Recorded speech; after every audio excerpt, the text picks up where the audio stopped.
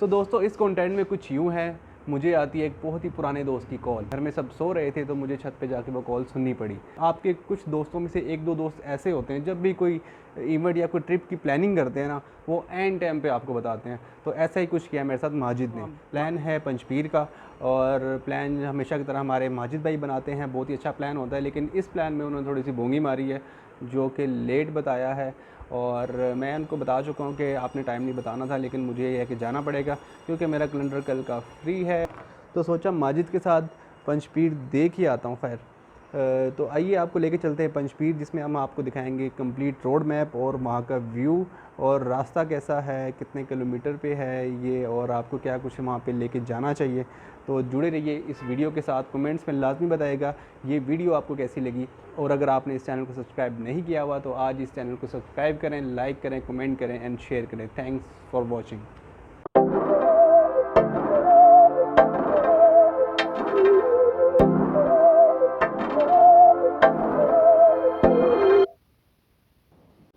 और दोस्तों ये मेरा पहला ट्रिप था जिसमें हमें बहुत ख्वारी का सामना करना पड़ा, क्योंकि ट्रैक कुछ ऐसा था। पंचपीर जाने के लिए दो रास्ते हैं, एक कोटली सतियाँ वाला रास्ता आप यूज़ कर सकते हैं, और सेकंड जो है कोहटा वाला रास्ता आप यूज़ कर सकते हैं।